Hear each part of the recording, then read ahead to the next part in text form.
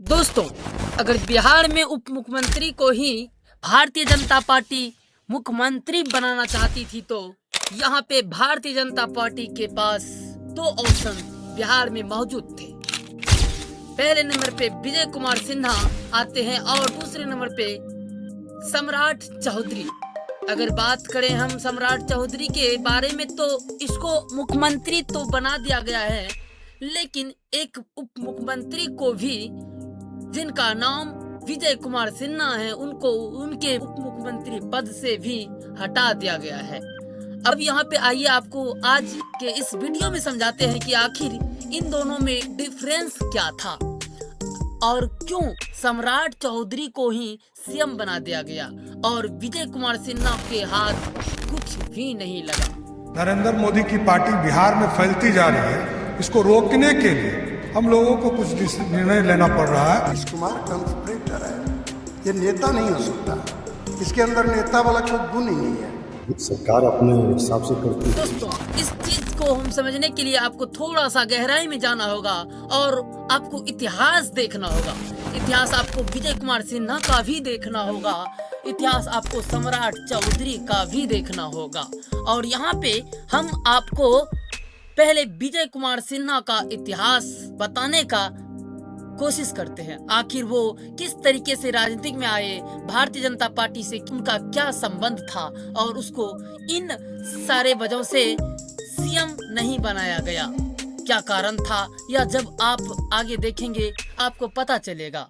देखिए, विजय कुमार सिन्हा बचपन से ही भारतीय जनता पार्टी के समाज से जुड़े हुए थे। ऐसे भी वह बचपन से ही सामाजिक काम तो करते ही थे, लेकिन वो स्वयं सेवक भी रह चुके हैं।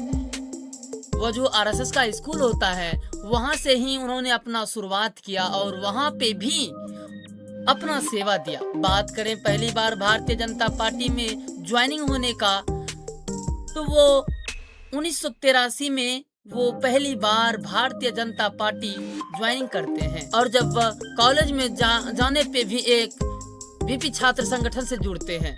मतलब वो उनका जो रूट ही ना है वो भारतीय जनता पार्टी का ही होता है। वहाँ की बात करें इनके एजुकेशन क्वालिफिकेशन के बारे में तो यह सिविल इंजीनियरिंग से डिप्लोमा किए हुए हैं। वही बात करें इन पे आरोपी मुकदमा के बारे में या फिर अपराधी आरोप के बारे में तो कोई भी अपराधी मामला दर्ज नहीं है और लगभग 5 दशक से भारतीय जनता पार्टी के प्रति एकदम वफादारी है। मतलब अभी गूगल पे इनका उम्र इतना बताया जाता है, लेकिन एकदम बचपन से ही जुड़े हैं। इसीलिए हर जगह यही चीज लिखा जाता है कि यह 5 दशक से भारतीय जनता पार्टी से जुड़े हुए थे। इतना ही नहीं, बात करें इनके पॉलिटिकल करियर के बारे में तो किसी नेता मंत्री का सहारा नहीं मिला, अपने किसी सोर्स पैरवी से नहीं आए। सेल्फ मेड पॉलिटिशियन जिसको कहा जाता है विजय कुमार सिन्हा बने। और बात करें स्वभाव के बारे में तो इनके स्वभाव के बारे में सब लोग जानते हैं कि यह बहुत ज्यादा सॉफ्ट हार्टेड है। और बात करें पहली बार चुनाव जीतने के बारे में तो 2015 में यह लखीसराय से भारी बहुमतों से जीत हासिल करके एकदम अपने आप को राजनीतिक में एस्टैब्लिश कर लेते हैं। जब भूमि एवं राजस्व विभाग में जाते हैं तो यह बड़े बड़े बदलाव करते हैं, ऐसे ताबड़तोड़ फैसले लेते हैं कि वह एक प्रभावशाली नेता के तौर पे बिहार में एक्टिवलिस्ट हो जाते हैं और लोगों को लगता है कि नहीं, यह नेता बहुत काम के हैं और आप कह सकते हैं कि वर्तमान में एक अच्छे और प्रभावी मंत्री के रूप में यह जाने जाते हैं। विजय कुमार सिन्हा जी का पूरा हिस्ट्री यह है, विजय कुमार सिन्हा का पूरा काम और इनके काम करने के स्टाइल से बिहार के सारे लोगों को खुशी है। भारतीय जनता पार्टी को भी बहुत फायदा हुआ है। और यहाँ पे जब आप इनका हिस्ट्री देख रहे हैं तो आपको यह बात बहुत अच्छे से समझ में आ रहा होगा कि विजय कुमार सिन्हा ने कभी भी भारतीय जनता पार्टी को छोड़ा नहीं। बचपन से लेकर और अभी तक उप मुख्यमंत्री बनने तक वो भारतीय जनता पार्टी का साथ दिया, एकदम ताबड़तोड़ साथ दिया। चलो अब आपको इंटरव्यू करवाते हैं बिहार के सम्राट चौधरी के बारे में, उनकी हिस्ट्री से। वह भारतीय जनता पार्टी की तरफ से सीएम बन गए हैं और इन सीएम साहब का क्या हिस्ट्री रहा है, किस तरीके से भारतीय जनता पार्टी के साथ वफादार रहे हैं। और देखिए, भारतीय जनता पार्टी के जो मुख्यमंत्री हैं सम्राट चौधरी, उन्होंने अपना जीवन का शुरुआत राजनीतिक पारी में कदम रखते हुए किया था 1990 में। और यह सेल्फ मेड पॉलिटिशियन नहीं है, बिल्कुल नहीं। ये अपने पापा के दम पे राजनीतिक में आते हैं। पापा का नाम होता है शकुनी चौधरी और आरजेडी के बहुत बार नेते, बहुत बार जीते हुए थे। इसको मंत्री पद भी दिया गया था और ये अपने पापा के कनेक्शन का इस्तेमाल करते हैं और या फिर राजनीतिक में आते हैं। में आने के 9 साल तक मेहनत करते हैं और फिर राबड़ी देवी के सरकार में इनको गृह मंत्री पहली बार बनाया जाता है। और यह अपने दम पे, मतलब अपने दम पे क्या, आरजेडी कहिए, पापा का प्रभाव कहिए, इन सबसे यह 2000 में पहली बार एमएलए बनते हैं। बहुत अच्छे तरीके से काम करते हैं और फिर दोबारा 2010 में या फिर से विधायक बनते हैं, मतलब एमएलए बनते हैं और फिर 2005 से लेकर 2010 तक आरजेडी में सक्रिय भूमिका निभाते हैं। मतलब कहा जाता है ना कि जंगल राज भारतीय जनता पार्टी जो आपको जंगल राज का डर दिखाते रहती थी।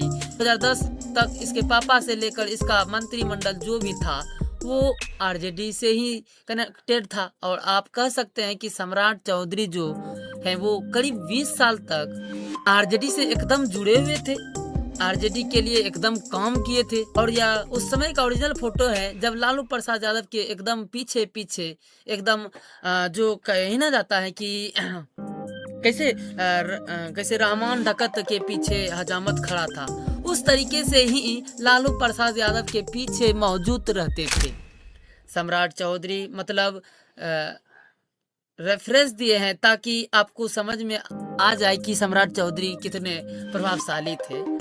उसके बाद यह 20 साल आरजेडी में जुड़े रहने के बाद 2014 में यह जेडीयू यानी नीतीश कुमार पार्टी ज्वाइन करते हैं और 2017 में मतलब करीब 3 साल तक ये जेडीयू के साथ रहते हैं। और फिर यह भारतीय जनता पार्टी ज्वाइनिंग करते हैं 2017 में और फिर 2020 में नीतीश कुमार सरकार में जाके यह मंत्री बनते हैं। मतलब एनडीए का सरकार भारतीय जनता पार्टी का भी था और नीतीश कुमार का भी था। 2023 में बिहार बीजेपी के प्रदेश अध्यक्ष बनाए जाते हैं। और अभी जब हम यह वीडियो बना रहे हैं उसके कुछ दिन पहले तक यह बीजेपी के विधानसभा के नेता चुने गए थे।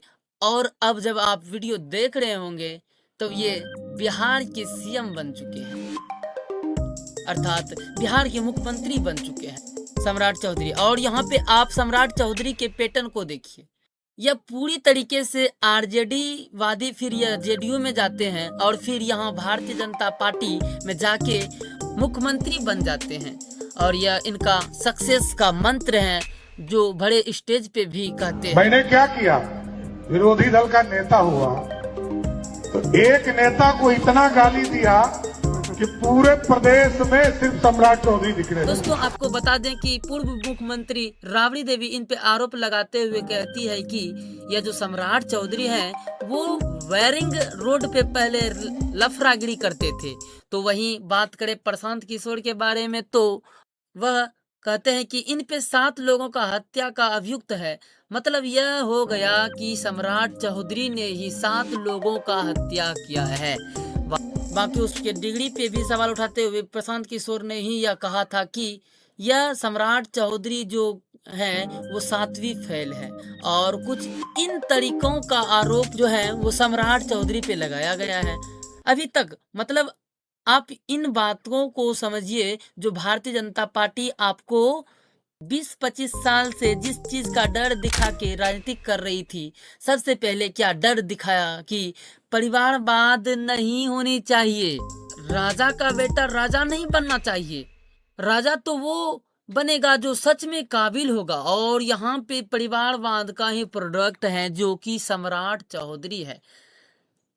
शकुनी चौधरी का बेटा यहाँ पे परिवारवाद हो ही गया। बाकी जंगल राज का डर दिखा रहे थे कि जंगल राज आ जाएगा, जंगल राज आ जाएगा, जंगल राज आ ही जाएगा। तो उस समय सबसे सक्रिय शकुनी चौधरी के बेटे 20 साल से आरजेडी में मतलब एकदम सक्रिय तरीके से थे, उसको मौका दिया गया। मतलब जंगल राज वाले पाठशाला के हीरो मतलब मॉनिटर को ही बैठा दिया गया। और फिर बात करते हैं हम पढ़ाई लिखाई के बारे में। भारतीय जनता पार्टी में यह भी कहते हैं कि वो 9वीं फेल जो है कि वो तेजस्वी यादव है। तो यहाँ पे सम्राट चौधरी के बारे में जिस तरीके से प्रशांत किशोर कहते हैं कि और जिस तरीके से मीडिया में आते हैं वो 7वीं फेल है, तो यहाँ से भी समझ में आ जाता है कि आपने किस तरीके के मुख्यमंत्री को बिहार के लिए बिठा दिया। बाकी बात करें विजय कुमार सिन्हा के बारे में, तो यहाँ अपना लॉयल्टी मतलब भारतीय जनता पार्टी के लिए जो कहा जाता है ना टूट के संपूर्ण दिखना, वो संपूर्ण दिखते रह गए। जो जान झोंक कर भारतीय जनता पार्टी को एक्टिवेशन करने के लिए मेहनत करते रह गए, लास्ट में उसको क्या दिया गया? तो जो भारतीय जनता पार्टी उसको उप मुख्यमंत्री बनाया था, उस उप मुख्यमंत्री पद को भी उससे ले लिया गया। और पता नहीं अभी तक हम वीडियो बना रहे हैं, अब तक तो उसको कोई पद नहीं दिया गया है। आगे जो पद मिलेगा वह देखा जाएगा, देखते हैं क्या मिलता है। अब जो उप मुख्यमंत्री बनाया जा चुका है तो उसको कोई छोटा ही पद मिलेगा। होता है आप जब किसी के लिए लॉयल रहते हैं, किसी को एकदम आगे बढ़ता हुआ देखना चाहते हैं, और यह थोड़ा सा दर्द जो है कि वो छलका था, लेकिन फिर विजय कुमार सिन्हा ने इस बात को समझ लिया था। और दर्द क्या था आप खुद देख लो। बदलाव किया गया आपकी भी सुरक्षा में बदलाव कर दें। चलिए, सरकार अपने हिसाब से करती है। बहुत मेहनत से, बहुत जटिल प्रयास से भूमि को सुधार करने के लिए बहुत मेहनत किया। चाहे ताबड़तोड़ सीओ को सस्पेंड करना हो, या भूमाफिया को मिट्टी में मिला देना हो, या फिर जमीन पड़ी मार्जिन से लेकर बंटवारा तक में नया नियम लेके आया हो, सब तरीके से जिस तरीके से विजय कुमार सिन्हा काम किए वो काबिले तारीफ है। बाकी आप सब नीचे कमेंट में बता सकते हैं आखिर एक क्या सबसे महत्वपूर्ण कारण रहा होगा जिससे इतने लॉयर विजय कुमार सिन्हा को कोई अच्छा पद नहीं मिला। बहुत सारे लोग तो आस लगाए बैठे थे कि मुख्यमंत्री बनेंगे, वो भी नहीं बनाया गया। क्या कारण हो सकता है वो नीचे कमेंट में जरूर बताएं। और बाकी इस वीडियो को यहाँ तक टाइम देने के लिए बहुत बहुत शुक्रिया, बहुत बहुत धन्यवाद। और वीडियो में कुछ अच्छी जानकारी मिली हो तो चैनल को भी सब्सक्राइब कर लें। मिलते हैं फिर अगले